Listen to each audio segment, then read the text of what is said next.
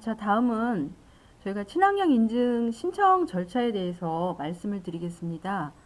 친환경 인증을 원하시는 또 이제 농업인도 계실 수 있으니까 친환경 인증은 어떻게 신청을 하시는가 하면요. 아까 저희 앞에서 배우셨던 인증 신청 기한이 또 있었죠. 인증 신청 기한을 지키셔서 이제 인증을 신청하실 때에는 이 인증 신청서를 작성하시고 인증 생산 계획서라는 게 있어요. 이 소정의 양식을 다 작성하신 이후에 영농일지, 또 영농일지도 규정에서 정한 그 일정 기간 동안 작성하신 영농일지를 이제 첨부하시고, 또 뭐 지적도라든지 농업 경영 등록증이라든지 이런 것들, 또 기타 농사하시면서 필요했던 이런 서류들을 다 이제 같이 첨부를 하셔야 되는 부분이 있습니다. 이렇게 준비를 하셔서 내가 어느 인증기관에 인증을 신청할 것인지 인증 업체를 정하셔서 이제 그쪽에 서류를 접수하시게 되면 1차 이제 서류 심사를 하고요. 인증기관에서 이제 서류 심사에서 좀 부족한 부분들은 또 요청이 옵니다. 어떠한 서류를 조금 더 이제 제출을 해달라. 그럼 제출을 하신 이후에 이제 현장 심사를 나오게 되는데요. 이제 현장 심사를 오게 되면 저희가 이제 토양의 농약 잔류 검사, 또는 뭐 상황에 따라서는 뭐 식물체 농약 잔류 검사를 할 수도 있고요. 여기 지금 오타가 좀 있습니다. 340 항목을 제가 한다고 앞에서 말씀드렸죠. 그 부분하고 이제 사용하시는 이제 용수, 물 검사를 해요. 그게 이제 뭐 콩나물 같이 직접 이제 그런 싹을 틔워서 먹는 농산물의 경우에는 그 먹는 물 기준으로 이제 검사를 할 테고요. 그렇지 않은 경우는 일반 농사의 경우에는 농업용수 기준으로 해서 이제 수질 검사를 또 받으시고, 이 시료 채취는 심사원이 이제 방문해서 그때 이제 심사원이 채취를 해 가게 됩니다. 그리고 나서 인증기관에서 인증심의관을 통한 인증심의가 이루어져요. 심의관 제도가 이제 저희가 도입이 돼서 심의관이 이제 심의를 해서 그 인증기관 인증 기준에 적합하고 제출한 모든 서류들이 이상이 없고 이제 무슨 이런 검사했던 분석 수치가 기준을 충족했을 때, 그때 이제 인증서 교부가 되면 이제 농업인이 이제 인증 농업인이 되는 거죠. 그 이제 인증 농업인이 되시면 이제 생산과정조사 연 1회 이상을 또 하셔야 되고 받으시고, 인증품 생산 실적 보고라고 그래서 1년에 1회 정도 신고를 하시게 되어 있습니다. 그리고 인증 교육 이수하시는 거 앞에 제가 심사 기준에 그 일반 관리에서 말씀드렸죠. 1년에 2시간 이상 이수를 하셔야 되는 부분이 있습니다. 1차적으로 이제 인증을 받으시게 되면 그건 차후 문제고, 이제 인증을 받기 위해서 이제 준비를 하신다고 하면 가장 문제가 되는 것들이 이제 토양에 잔류하는 그런 농약 성분들, 그 부분이 가장 이제 문제가 되더라고요. 주변에 이제 오염원들이 있나 없나. 그리고 이제 인증을 이제 신청하시기 전까지 가는 단계가 이제 사실은 조금 어떻게 보면 고통의 시간이라고 그러면 좀 그런가요? 좀 이렇게 준비하시는 시간들이 좀 쉽지는 않으세요. 그래서 중간에 내가 엄청 노력을 했는데도 불구하고 내가 임대를 했든 구입을 했든 그런 땅들이 이제 받쳐주지 않으면 그 인증 기간이 좀 길어질 수 있는 그런 점들이 이제 우리가 예측할 수 없는 그런 것들이 좀 있습니다. 이제 실제 예를 한번 제가 들어서 설명을 드리는데요. 아까 보셨죠? 이 감자들. 너무 먹음직스럽고 예쁘게 생긴 감자들이 지금 한 밭이에요. 근데 이제 제가 심사원의 입장이라면 참 이제 이런 게 궁금합니다. 자, 도대체 어떤 토양의 어떤 퇴비나 어떤 양분들을 공급을 해서 이렇게 감자가 달렸을까? 또는 이 감자는 종자를 어디서 어떤 걸 사왔을까? 그러면 비료는 어떤 걸 주고 풀 관리를 어떻게 했을까? 그리고 또 이 감자를 수확하면 어디에 어떻게 팔 것인가? 저장을 할까? 아니면 바로 팔 건가? 또 뭐 이런 기록들. 그리고 이 농업인이 기록을 어디까지 해놨을까? 뭐 이런 뭐 기타 등등 궁금한 점들이 많이 있는데요. 이제 그건 이제 뒤에서 제가 자, 감자 농사를 지었으니 우리 인증을 잘 받아서 출하해서 이제 소득을 좀 많이 올릴 수 있도록 한번 해보겠습니다. 자, 제가 아까 말씀드렸죠. 인증의 시작은 올바른 영농일지 기록에서 시작이 됩니다. 인증의 시작은 기록입니다. 자, 이제 제가 이제 이 지금 꼼꼼씨가 이제 하우스가 5동이 있어요. 장관리에 15번지, 24번지. 면적은 1,500평, 1,500제곱미터, 2,000제곱미터입니다.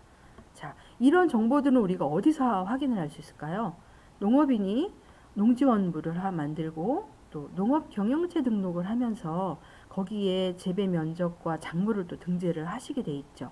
이런 서류들을 제반 서류로 제출을 하시게 되면 이것과 실제 농업인이 농사를 짓는 부분을 저희가 비교해서 심사해서 사실 여부, 맞는지 여부를 판단을 합니다.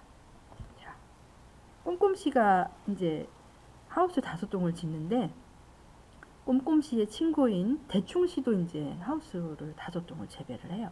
그래서 이제 친구니까 야, 우리 사이좋게 같이 한번 인증을 받아보자 이래서 인증이 시작이 됐어요. 자, 대충씨가 왔어요. 꼼꼼아, 이거 내가 작성한 영농일지야. 한번 봐주련 하고 이제 영농일지를 내밀었습니다. 자, 여러분들 보시면 아까 일반관리에서 제가 영농일지 기록이 돼야 될 사항도 법으로 좀 정해져 있다 이렇게 말씀을 드렸잖아요. 자, 조금 어떤가요? 조금 약간 어딘가 좀 허름해 보이는 그런 느낌이에요. 이제 꼼꼼씨가 말합니다. 그래 대충아, 내가 올바르게 쓰는 방법을 알려줄게 하면서 그 대충씨가 쓴 일지를 꼼꼼씨가 이렇게 수정을 합니다. 요건 요렇게 요런 식으로 써야 해 라고. 자, 보시면 자, 유박을 동당 10포를 썼어요. 유박 굉장히 많죠. 우리가 말하는 유박은 뭐 시중에 제품으로 이제 유통되는 것들이 엄청 많을 거예요.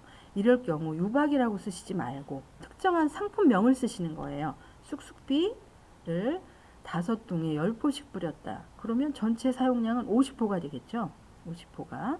그리고 퇴비 동당 20포를 뿌렸다. 퇴비 어떤 퇴비일까요? 네, 풍년수 5동에 20포씩 이렇게 뿌렸다. 이렇게 해서 아주 구체적으로 이제 적어주시는 건데요.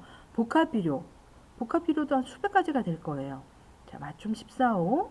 이게 NPK 함량이 있죠? 21-10-20. 20포를 사용했어요. 이렇게 적어줍니다. 자, 그러면 자, 보세요. 이제 상추를 로메인이라는 품종을 2,000주를 정식을 했어요. 그리고 시금치 썬스타라는 품종을 2,500립을 파종을 했어요. 이렇게 적어요. 그리고 우리가 퇴비차도 쓰고 응애약도 뿌리고 연면시비도 하는데 그럴 경우에는 퇴비차 20ml의 물을 20리터 살포에 이렇게 섞어서 지금 이제 뿌렸다 이렇게 표기를 하시고 응애약 같은 경우는 이제 연면시비나 뭐 이런 약재는 저희가 희석을 해서 쓰잖아요. 그러니까 20ml를 물에 뭐 1000배 희석이 되겠네요. 20리터에 살포를 했다. 복합비료 4종. 여기도 NPK 함량이 나오겠죠. 저희가 이제 인증심사를 하면서 질소하고 인산가리, 질소, 인산가리 이 NPK에 대한 부분들은 이제 규정이 있기 때문에 얼마만큼을 썼는지 그 사용하신 자재를 추적을 해서 그 양을 또 계산을 하거든요. 이제 복합비료 이렇게 해서 물 연면시비를 했고 수확을 했어요. 4kg짜리 100박스를 수확했어요. 상추를. 자, 400kg가 되겠죠. 수확을 해서 어디에 납품을 했냐? 이제 제 얼굴이기 때문에 안 보이실 수 있는데요. 자연에 출하를 했다. 이렇게. 시금치도 4kg 100박스를 수확해서 자연에 출하를 했다. 이렇게 기록을 하시는 거예요. 누가 봐도 와, 이거 참 너무너무 잘 이제 기록이 된 영농일지가 되겠죠. 자, 그러면 다음 보실까요? 자, 앞에서 제가 토양검정은 연 1회를 하시라고 말씀을 드렸어요.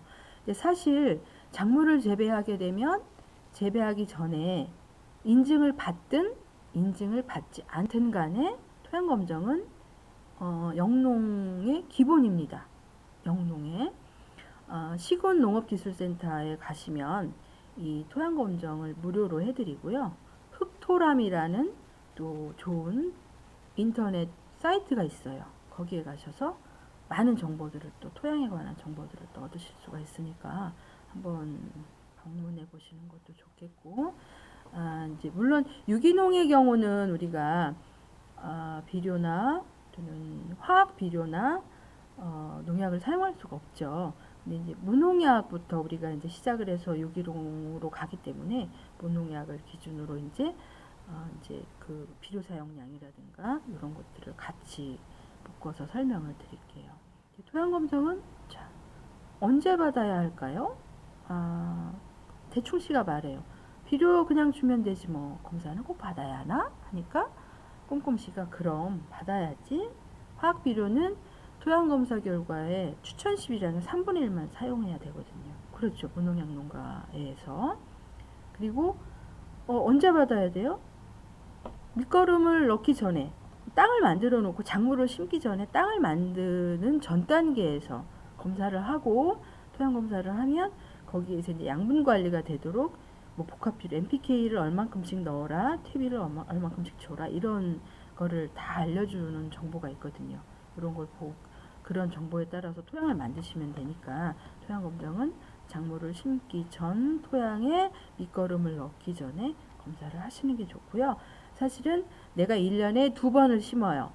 그러면 심을 때마다 하시는 게 맞습니다.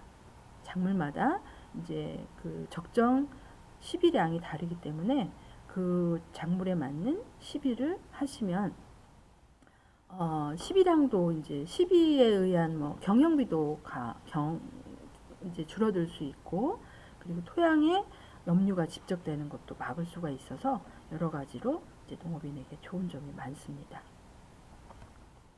자, 그리고 이제 토양 검정하면 12처방서가 지금 이렇게 나오는데요. 잘 보이실지 모르겠어요. 이게 조금 시설 비료 사용 처방서에서 무농약 인증용으로 이렇게 나옵니다. 무농약 인증용으로 출력을 하게 되면 기존에 비료를 쓰실 수 있는 양을 3분의 1로 줄여서 표기를 해줘요. 그래서 보시면 여기 저희가 이제 토양 비옥도는 유기물의 함량을 보고 전기전도도는 염류 집적도를 본다고 앞에서 말씀드렸잖아요. 적정 범위를 넘어섰을 때는 우리가 문서로 계획을 세워서 이걸 실천을 했는지 안 했는지 영농 기록에 또 쓰셔야 돼요. 기록을 이제 실천을 했다는 증빙을 또 하셔야 되는 거예요. 근데 여기 추천 시비량은 지금 다 3분의 1로 감비가 된 거라고 말씀드렸잖아요. 질소 2.3kg, 4.4kg가 이제 300평에 해당하는 양인데 두 개를 더하면 5.7kg가 되겠죠. 300평에 5.7kg의 질소를 쓰시는 게 이제 정량인 거예요. 근데 이제 우리가 주는 비료는 10kg를 줬다 그래서 그 10kg가 다 비료 성분이 아니거든요. 그래서 그 비료 안에 실제로 질소가 얼만큼 들어있는지를 또 계산을 좀 할 줄 알아야 되고, 인산이 얼만큼 들어있는지 계산을 해서 어느 정도는 내가 토양에 쓸 수 있는 양들이 얼마만큼 되는지 예측을 하시고 쓰셔야 돼요. 그래 이제 오버되지 않죠.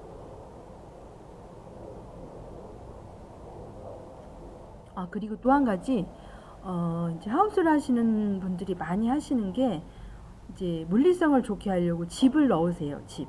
근데 즙도 일반 재배를 하신 즙을 쓰시게 되면 그 즙에는 식물체 안에 농약이 잔류돼 있을 수 있습니다. 근데 토양에 들어갔을 때 나도 모르는 사이에 내가 내 토양에다가 이제 농약 잔류가 된 즙을 넣게 돼 버리면 이제 안 좋은 걸 넣는 게 되는 거죠. 그리고 반드시 넣으실 때는 그 무농약 농가, 무농약 재배한 농가 또는 유기를 재배한 농가에서 즙을 갖다가 구해서 넣으시는 게 좋아요. 사실 구하기가 쉽진 않으시지만 즙을 꼭 쓰신다고 하면 그런 부분이 좀 신경을 쓰셔야 될 부분이고, 또 퇴비도 아까 말씀드렸잖아요. 돈분, 우분, 개분 뭐 이런 퇴비도 사실은 좀 안전하게 쓰시려면 그 유기농업 자재로 등록이 되어 있는 자재들을 쓰시면 조금 이것저것 신경을 안 쓰시고 하실 수는 있지만 대신 좀 경영비가 좀 상승하신다는 그런 단점이 또 있기도 해요. 자, 아까 제가 비료가 얼만큼 들어있는지를 알아야 하지 않느냐 말씀드렸잖아요. 자, 요거 이제 한번 보세요. 복합비료 20-10-5 20kg, 보통 한 포가 20kg 나오죠.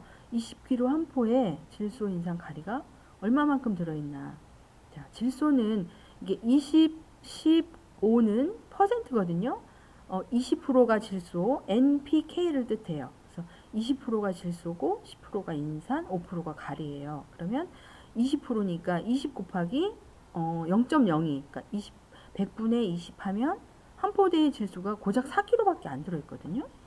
인산이 2kg, 가리가 1kg. 그러면 복합 비료가 20kg 한 포대에 실제 내가 원하는 비료의 성분은 6kg밖에 7kg밖에 들어있지 않은 거예요. 그래서 이제 비료도 요 함량이 좀 높은 거를 사셔서 쓰시고 연면십이나 이런 거를 하실 때 이제 소량을 쓰시게 되니까 아무래도 이제 이런 질소인산 가리 성분이 적은 것들 외에 7kg 외에 13kg는 다른 이 비료를 구성하기 위해서 그러니까 들어간 다른 성분들이겠죠. 그것들을 토양에 들어가서 뭐 좋지는 않을 거예요. 그러니까 이 복합 비료의 함량이 좀 높은 거를 사서 소량을 쓰시는 게 훨씬 더 경제적이면서도 토양에 좋지 않을까 그렇게 생각이 되고요. 거꾸로 질소 20kg를 주고자 할 때 요소는 몇 킬로를 주면 좋을까를 하실 때는요. 계산을 이렇게 하시면 돼요. 요소는 46%가 질소 성분으로 되어 있는데요.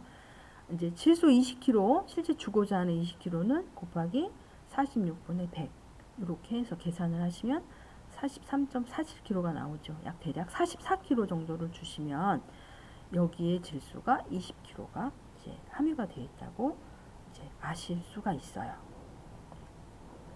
그리고 이제 저희가 보통은 종자를 파종해서 이제 재배할 수 있는 작목이 있고 그렇지 않고 모종을 심어서 재배하시는 경우가 아마 훨씬 더 많으실 거예요. 근데 이제 이 모종을 구입을 해서 쓰시게 되면 우리가 친환경 육묘장이라고 그래서 정말 뭐 이제 묘를 키우는 단계부터 친환경 자재를 사용하고 친환경에 적합한 종자를 가지고 이제 재배를 하는데요. 이제 이것도 이제 다 믿으시면 안 되고 여기 보시면 육묘 내역서를 받아보시게 돼요. 보시면 뭐 베테랑 이게 토마토인데요. 베테랑 7,000주를 받았어요. 거기에 보시면 상토는 흑살림 뭐 1-1-36 뭐 쌍나라 친환경 원예 상토를 이용했다. 뭐 미생물 대제 살포했다. 뭐 바이오나이트 이런 등등등등 썼다고 이렇게 공시된 번호를 써줍니다. 근데 이걸 받아서 그냥 믿으시면 안 되고 이제 한번 이런 사례가 있어서 이걸 말씀을 드리는데 흑살림에서 만들었던 이 쌍나라라는 이 원예용 상토가 이 공시 취소된 그런 자재였었어요. 그래서 이제 공시 취소된 것도 이제 처분 사유가 있기는 한데 유효기간 만료라고 이렇게 처분 정보가 있죠. 근데 어떤 경우는 실제 뭐 농약이 검출됐거나 이제 허용되지 않은 물질이 검출돼서 이 처분 공시 취소가 되는 그런 경우도 있습니다. 그래서 이제 꼼꼼히 한번 챙겨서 보셔서 이제 인증을 준비하시라는 뜻에서 이제 이런 사례를 또 하나 말씀을 드렸습니다. 그리고 이제 시중에 보시면 엄청나게 화려한 이름들, 사람을 현혹시키는 그런 이름들로 이런 상토들이 많이 나와 있는데요. 이제 절대 이름에 속지 마시라는 거. 그리고 이제 유기농업 공시 자재 등록번호를 꼭 확인하고 사용을 하셔야지 참 이름만 듣고 이제 상토를 쓰셨다가는 조금 낭패를 보시는 사례들이 좀 있었어요. 예, 지금 빨간색으로 표시가 되어 있는 상토들은 이게 풍농 엠피코 유기농 이건 제가 조금 기억이 그런데 동부 슈퍼 친환경 한 가지만 말씀을 드리겠습니다. 동부 슈퍼 친환경이라는 상토가 있었는데 이 상토는 친환경 상토가 아닙니다. 일반 상토였는데 저희 한 농가에서 이게 친환경 상토라고 이제 농약상에서 안내를 받고 이거를 가지고 이제 농사를 지으셨어서 조금 이제 좀 문제가 돼서 어려웠던 부분이 있었는데 이런 이름들에 너무 속지 마시고 실제로 이런 번호를 확인하시고 가능한 자재인지를 반드시 확인해서 사용하시라는 그런 의미로 소개를 드렸습니다. 그러면 내가 인증농가로 살아간다는 건 참 어려운 일인데요. 지킬 것도 많고 그렇다고 인증농사를 해서 인증품을 비싸게 받는 것도 아니고 이제 어떤 사회보장제도처럼 어떤 뭐 자연을 살리고 지구 범지구적인 차원에서 이게 참 앞으로 나가야 될 방향이고 그런 농법이지만 이제 현장에서 노력하시는 농업인들의 노고에 못 미치는 정책들이 좀 이렇게 정책이 못 따라가고 있잖아요. 그런 부분들이 있어서 좀 안타깝긴 한데 그래도 이런 부분들 준수하셔야 될 부분이고 그 중에 가장 중요한 거는 성실한 기록과 문서 관리가 되겠습니다. 그러시죠? 아유, 몇 시간 전에 먹은 것도 몇 시간 전에 있었던 일도 기억이 안 나는데 그걸 어떻게 기억해요? 이렇게 며칠 전에를 어떻게 기억해요? 하세요. 저희도 마찬가지고요. 기억을 못하면 어떻게 해야 됩니까? 적어야죠. 적으셔서 지금은 영농 기록이 스마트폰에서 앱으로 작성하실 수 있는 좋은 그런 앱들도 많이 있고요. 그런 것도 활용하셔서 잘 기록하시도록 그렇게 말씀드리겠습니다. 조금 길었어요, 내용이. 저도 좀 지겨운데요. 지겹지 않도록 제가 좀 빨리 넘어갈게요. 이제 1번 우리가 이제 학습 목표로 잡았던 게 뭐죠? 한번 떠올려 보세요. 친환경 농산물 인증 제도와 인증 기준에 대해서 이해할 수 있다. 이렇게 했어요. 2번 친환경 인증 기관과 충북의 인증 현황을 알 수 있다. 2번 학습 목표거든요. 자, 지금 꼼꼼씨와 대충씨가 그래요. 자, 우리나라에 친환경 인증 기관이 몇 개가 있을까? 그런 그 기관에서 무슨 일을 하는 거야? 궁금하죠? 궁금하시죠? 그럼 충북 인증 농가들은 얼마나 될까? 이것도 궁금하실 거예요. 내가 인증을 한번 받아보고는 싶은데 야, 내 주변에 많은 사람들이 인증을 받고 있지 않는 것 같은데 충북에는 얼마나 많은 농가들이 인증을 받고 있는지도 한번 보시겠습니다. 인증기관은 54개, 54개 정도, 52개 정도가 지금 전국에 있습니다.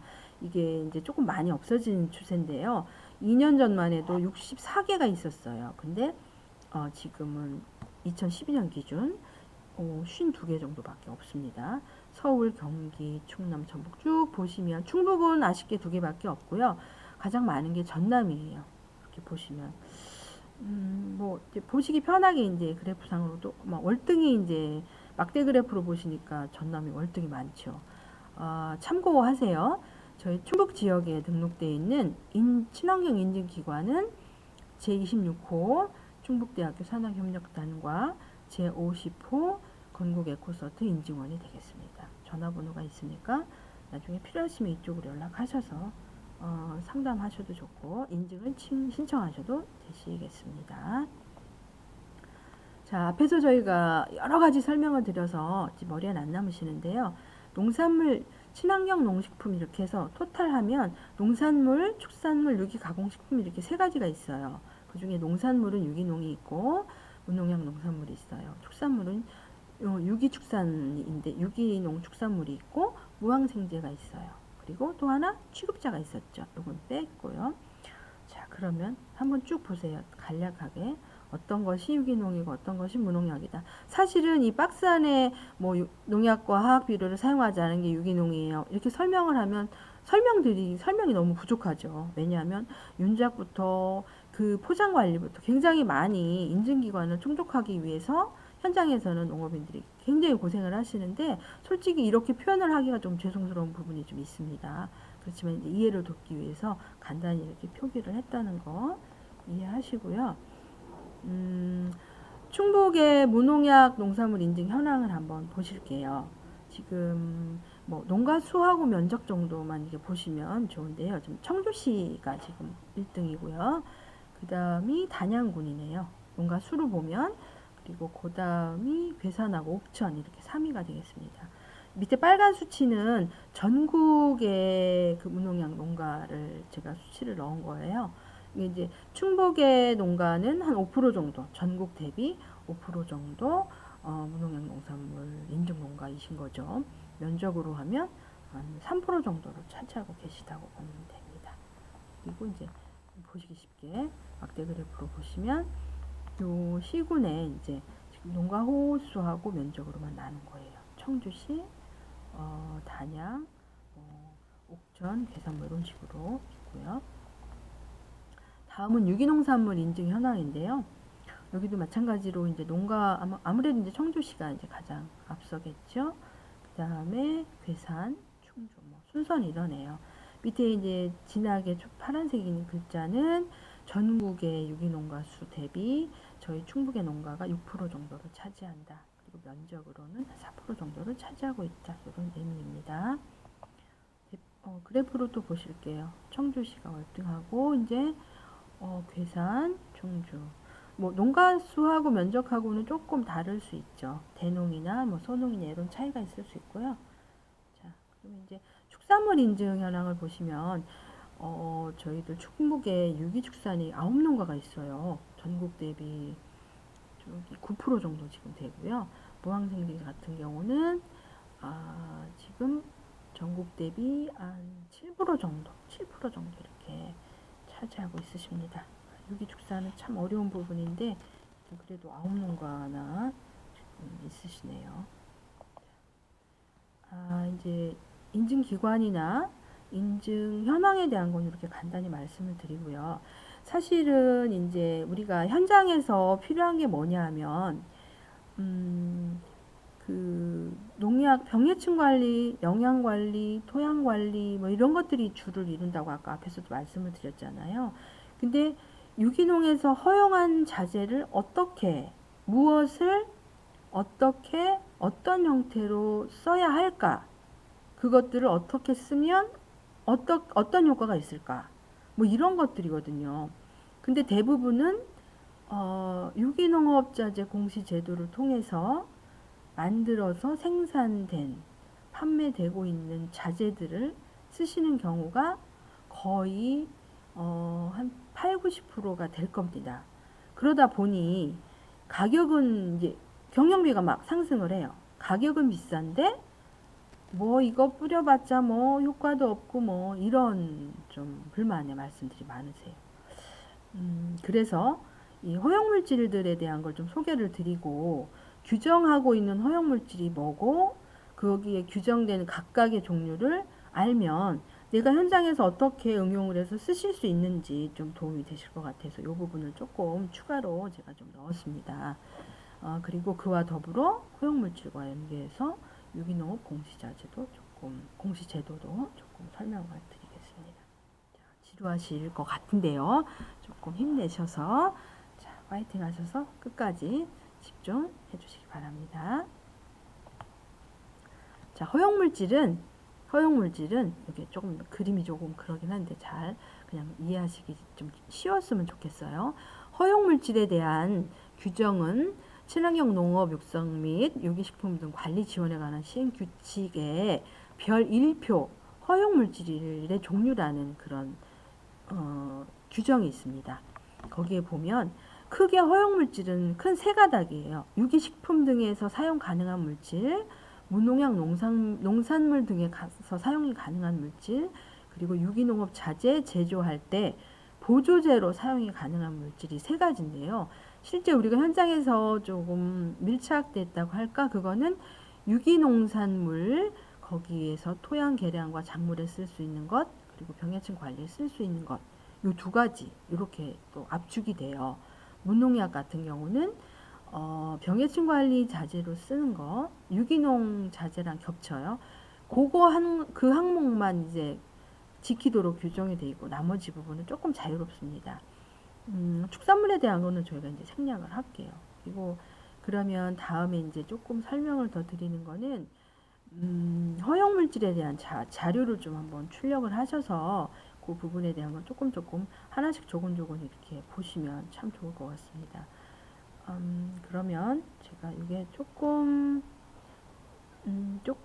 뭐 헷갈리실 수는 있는데 또 유기식품 등에서 사용 가능한 물질도 유기농산물, 유기축산물, 또 유기가공식품 이렇게 또 세분화되어 있고 자, 우리는 유기농산물, 토양개량, 작물, 생육, 병해충 관리 요거에 해당하는 그 항목에 대한 것만 좀 보도록 그렇게 하겠습니다.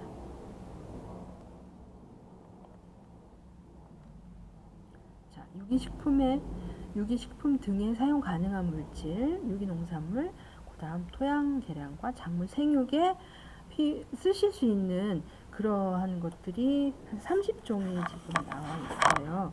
30종이 규정이 되어 있는데 이제 저는 자료를 보고 있는데 그 중에 제가 한 가지를 캡처를 해서 지금 화면에 보여드립니다. 염화나트륨 해수 많이들 쓰시죠.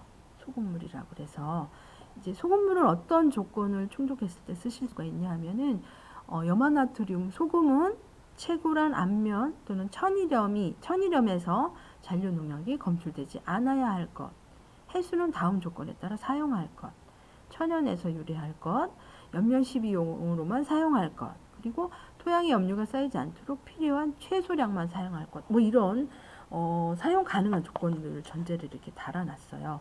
이 30가지 종류의 이런 사용 가능한 조건들이 하나하나 다 들어 있고요.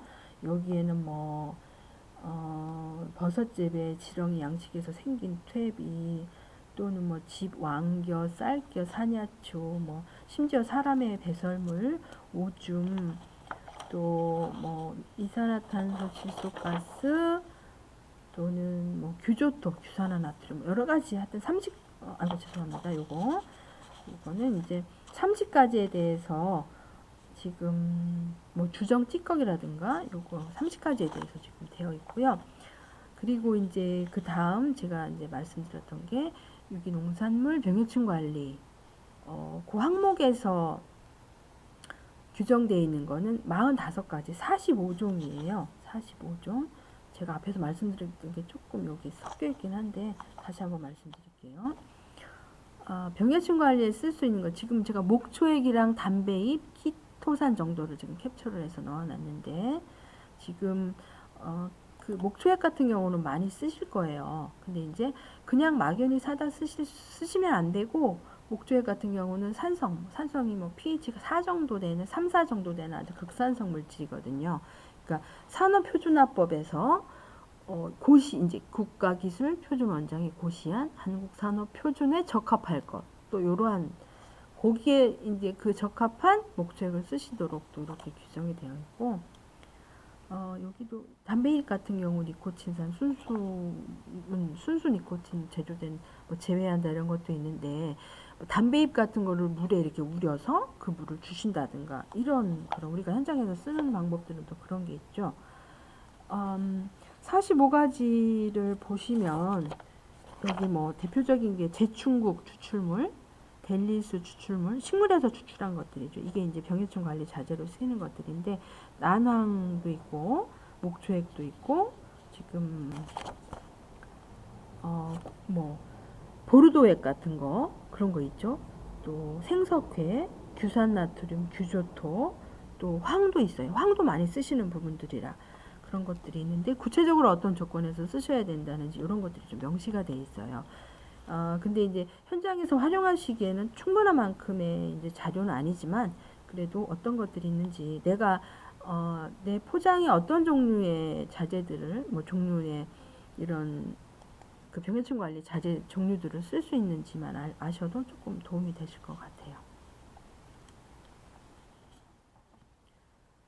그리고 이제 무농약 같은 경우는 지금 그 유기농산물 병해충 관리자재 2번과 동일하게 그 항목만 이제 준수를 하시면 되고 비료나 또는 토양 계량이나 이런 부분에서 쓰시는 자재들은 조금 자유롭게 열려 있습니다.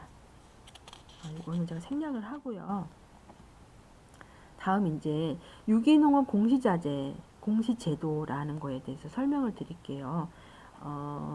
요거는 이제 어떤 맥락이냐면 우리가 허용물질에서 규정하고 있는 토양 개량, 작물 생육에서 쓸 수 있는 그런 물질들을 유기농업 자재, 보조자재로 사용할 수 있는 물질들과 섞어서 어떤 제품을 만들어요. 그러면 그 제품을 공인 시험기관이 있습니다. 거기에서 이제 분석하고 또 나름 기준이 있겠죠. 그 기준에 적합한지를 판단한 이후에 제품으로 나오게 돼요. 병해충 관리 자재도 보시면 병해충 관리 자재로 쓸 수 있는 45가지 종류가 있었죠. 그걸 기본으로 해서 유기농업 자재 제조 시에 보조제로 사용 가능한 물질들을 합쳐서 새로운 물질이 되면 그 항목을 또 분석해서 기준에 적합한지를 판단하면 적합하면 제품이 돼서 판매를 하시게 됩니다. 그게 바로 유기농업자재 공시제도라고 할 수 있어요. 쉽게 표현을 드리면. 물론 이거보다 조금 더 복잡한 그런 과정들도 있긴 하지만, 그래서 이제 우리가 공시물품, 공시된 이런 자재들을 보시면 공시, 다시 공시 등 기관 번호가 있고요. 자재 종류별 번호가 있고 일련 번호가 있어요. 여기서 중요한 게 뭐냐면 자재 등록 번호예요. 자재 종류 번호. 1번, 2번, 3번, 4번, 5번, 6번 이렇게 되어 있죠. 토양계량제를 위해서 쓰는 자재 1번, 2번은 작물 생육용 자재 이렇게 다 분류가 되어 있어요. 근데 저희가 왜 그런 말 하잖아요. 내가 다리가 가려운데 등을 굴고 있어요. 그러면 이 가려움이 해소가 안 되잖아요. 그러니까 이제 토양 개량을 위해서 자재를 써야 되는데 이거 뭐 병해충 관리 자재를 쓰고 있어요. 그러면은 돈만 낭비되는 거고, 이 표현이 이제 조금 극단적이긴 하지만 그런 걸 방지하기 위해서, 그리고 판매인들이 파는 이런 유기농업 자재를 조금 더 현명하게 선택해서 쓰실 수 있도록 하기 위해서 이런 정보들을 좀 드리는 거고요. 자, 그러면 지금 보시는 것처럼 1번 토양계량제 자재, 작물생육 잘 보세요. 번호를 구분하시는 거. 우리가 물건을 살 때 이런 번호들을 구분해서 확인하시고 사실 수 있도록 그렇게 할 거예요. 자, 그러면 이제 친환경 자재 사용 전에 꼭 확인하시라 이렇게 이제 말씀을 드리는데, 이 자재들도 인증 농가가 잘못을 하면 인증 취소되는 것처럼 이 자재들에게 문제가 생기면 이 자재도 취소가 됩니다. 수시로 바뀌어요. 그래서 친환경 농자재, 유기농업자재를 사용하실 때 처분을 받았는지 안 받았는지 확인하셔서 이제 쓰실 수 있거든요. 그 사이트가 어디냐면 유기농업자재 정보 시스템이라는 인터넷 사이트가 있어요. 거기에 들어가시면 공시되어 있는 물건들, 제품들에 대한 정보, 또는 취소되어 있는 제품들의 정보, 근데 왜 취소가 됐는지 이런 사유들도 다 보실 수 있어요. 저기 제가 빨갛게 박스를 해놓은 걸 보시면 티오닉 아닉이라고 돼 있죠. 얘가 취소가 됐어요. 왜 취소가 됐나 보니 처분 사유가 기간이 만료됐습니다. 얘들도 몇 년 주기로 계속 갱신을 해야 돼요. 근데 갱신을 안 하고 기간이 만료돼서 인증이 취소가 된 거거든요. 이거 말고도 다양한 정보가 있습니다. 지금 제가 해충박사를 지금 보여드리고 있는데요.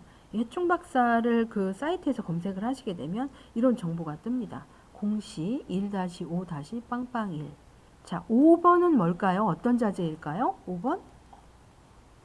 뭐 이름에서도 유추하실 수 있지만 병해충 관리 자재였죠. 그죠? 병 관리 자재였어요. 해충 관리 자재였죠. 그죠? 자, 해충 관리 자재. 이렇게 번호를 보시고 구분을 하셔야 돼요. 만약에 이게 1-1-0001이면 토양관리 자재가 되는 거죠.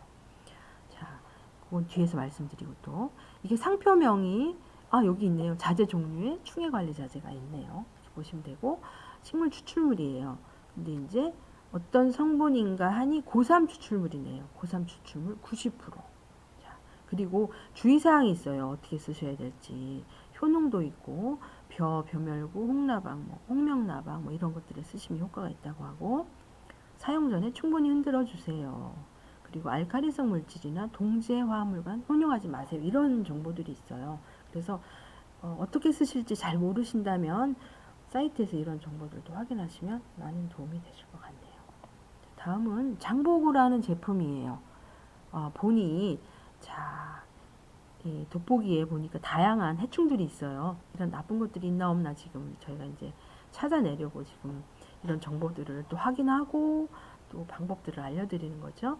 공시 3-3-174. 자, 3이 뭐였나요? 아까 옆에 있어요. 토양계량 및 작물 생육이에요. 자, 그리고 성분이 뭐냐 하면 혼합 유기질인데, 아주까리 유박, 어분, 골분이네요. 어분은 참 좋은 거고 골분도 좋습니다. 이건 참 좋은 물건이네요. 이런 성분에 대한 내용도 좀 공부를 좀 교육을 드리면 좋은데, 이건 시간 관계상 조금 지나고 다음에 기회가 되면 교육을 드리도록 하겠습니다. 이렇게 해서 자재에 대한 정보들을 보셨어요. 그러면 저희 이제 용도별 농자재 구분하기 한번 해볼게요. 자, 흑맥실이라는 게 있어요. 공시자. 토양관리 자재로 적합한 건 몇 번일까요? 일단 3번이겠죠? 3번. 이제 4번, 이제 1번에 2-4-80 휴맥실은 4번이니까 어떤 자재가 될까요? 병해 관리 자재가 되겠죠. 그리고 3번은 이제 토양, 계량, 작물 생육에 대한 자재고요. 5번은 해충 관리 자재가 되겠고, 2번 같은 경우는 이제 작물 생육용 자재입니다. 그래서 실제 이제 유통이 되고 있는 이런 자재들을 실물로 좀 한번 보여드렸습니다. 그러니까 내가 남의 다리 긁지 마시고 가려운 내 다리를 잘 긁어주시기 바랍니다. 이상 좀 긴 시간이었는데요. 이게 이제 대면 교육을 하게 되면 질문도 드리고 답변도 받고 좀 이렇게 성함도 여쭙고 이렇게 하면 참 재밌는데 사실 이제 혼자 앉아서 이렇게 주절주절 말씀드리면서 조금 재미있게 하려고 말씀 나누는 것처럼 하려고 했는데 잘 전달이 됐는지 모르겠고요. 들으시면서 조금 말이 빠르진 않았나 이런 걱정도 좀 되긴 합니다. 다음 기회에 직접 뵙고 교육을 한 번 더 드릴 수 있는 기회를 주시면 제가 꼭 좋은 교육 한 번 더 드리도록 하겠습니다. 감사합니다.